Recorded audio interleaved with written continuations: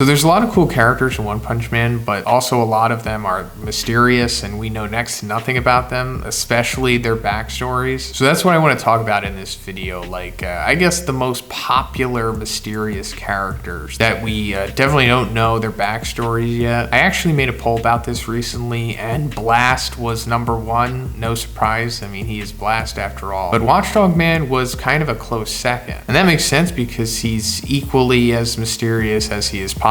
And then I put Drive Knight and Black S and Super S, you know, just for the meme of it. But considering that she's alive now due to the retcons, I really wouldn't be surprised if we wind up getting her backstory. And that one would probably be simple. I mean, just look at her and think about how monstrification works. I'm sure you could figure it out. And as for Black S, I'm not even gonna attempt. And I'm sure there's tons of other characters that you wanted me to talk about in this video. So if I don't, let me know in the comments, and if this video gets enough traction, maybe I'll make a follow-up to it. Also, there's gonna be spoilers for the webcomic in this video, so I'm gonna be talking about stuff that happens after where the manga currently is, so there's your warning. So let's start off with Blast. He is #1 after all, so like, what is Blast's backstory? Well, I guess in order to begin to figure this out, let's take a look at his abilities, which are black hole time space manipulation. I don't know, he does this stuff, but that doesn't really help us because no other characters really have abilities like that, especially humans. So I guess the only thing we can really do at this point in time, you know, given the information that we currently have, we could just say Blast is like an Esper or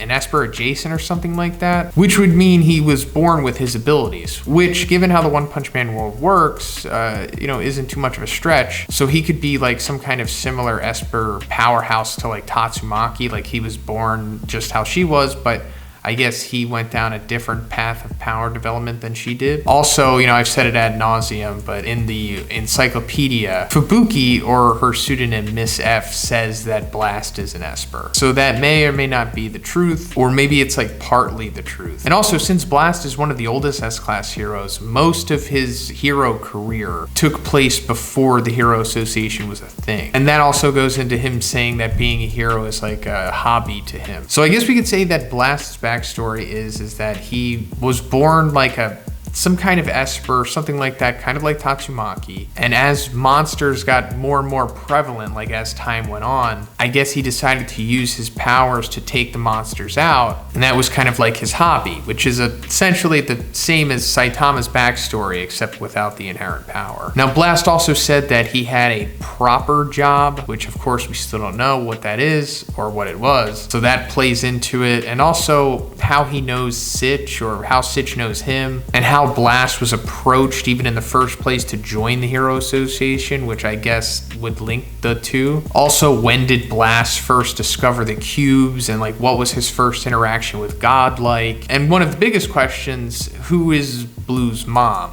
But I don't think Blast's backstory will wind up ultimately being that simple. I'm sure there's some kind of intricacy to it. Now, as for Watchdog Man, I think we have more insight into what his backstory could be, because a lot of us know at this point that, you know, Watchdog Man is based off of Hachiko, like a legendary dog in Japan that actually existed at one point, who was like super loyal to his owner, who would like meet him at the train station every day, or I think it was the train station. And one day the owner unfortunately died and was never able to meet the dog that day, and the dog wound up waiting for him there and like never leaving until the day he died, I think, maybe. So they wound up making like a memorial statue of him, and it's still there to this day. So it's very likely that Watchdog Man has a similar backstory to that of Hachiko's. And just taking a guess, it could mean that like Watchdog Man's family was killed possibly when he was waiting for them at the train station or something, and he wound up never leaving. Like, you know, the authorities came maybe or something to try to get him and he still didn't leave. Or maybe he ran away or something and dogs wound up raising him. Regardless of what actually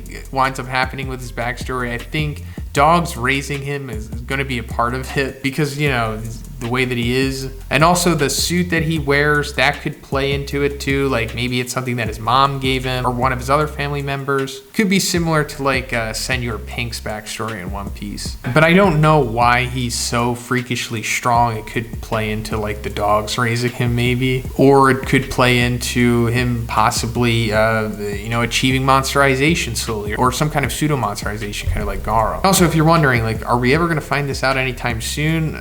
Probably probably not. It seems like maybe one is saving Watchdog Man for the final arc possibly, and then he'll like do a deep dive into him then. Let's talk about Drive Knight now, and if you follow my channel, you know my stance on him. I think that he is the mad cyborg hiding in plain sight. So I guess that means that that is Drive Knight's backstory. And we might possibly already know like the true backstory of the mad cyborg. I mean, I know Drive Knight says that he was created by Metal Knight and all that good stuff, but I'm pretty positive that he's lying. And we find out the real backstory of the mad cyborg in chapter 7 when Genos tells it to Saitama. He says, one day a crazy cyborg went out of control and attacked our town. A runaway cyborg. I suppose a failure in his body modification generated an irregularity in his brain. So that's it. And how does Genos know that? Well, I guess because Dr. Kuseno told him. And how does Dr. Kuseno know? Well, I'm assuming because he made the mad cyborg. I mean, that makes sense, right? He's a cyborg guy. And apparently he knows the intricacies of what went down with that individual. So yeah. Now, other than this, I'm going to take an even bigger leap. Just, you know, fun little theorizing right here. But it's possible that Drive Knight was Kuseno's son, maybe. And then maybe this whole Cyborg for Justice thing was like their thing. Like maybe they wanted to be like the Mega Man type relationship, but there wound up being complications with it, and it generated an irregularity in his brain, and it wound up making him, you know, Drive Knight. So then he went on a rampage, you know, wound up destroying Genos' town, and Kuseno, who was tracking him, eventually found Genos, and I guess he made Genos as a way to right his wrongs with Drive Knight, aka Zero. Not even close to being confirmed, but I wouldn't be surprised if this is the case here. But anyway, after Drive Knight does his initial mad cyborgery, I guess he goes on to create the organization, or the organization finds him. But either way, the organization I think is being formed at this point, or Drive Knight is eventually joining them, one or the other. Hey, if you made it this far, maybe you'd be interested in following me on Twitter. I talk about all of the new battle anime and manga stuff and all the spoilers and pop culture things as well. So if that sounds like something interesting to you, please check out my Twitter. The link is in the description. Thanks, guys. But yeah, I guess that does it for this one. But like I said, let me know whose backstory you want to know, and you know, maybe I'll talk about it in a follow-up video. There's a chance that you know, some of these characters, we may never know their backstory. Not the ones that we talked about in this video. I'm fairly confident we'll get theirs. But characters like Black S, you know, I wouldn't get my hopes up for you know, characters like that. But if you like the video, guys, please give it a like, and please subscribe if you haven't already. Have a great day. I'll see you in the next one.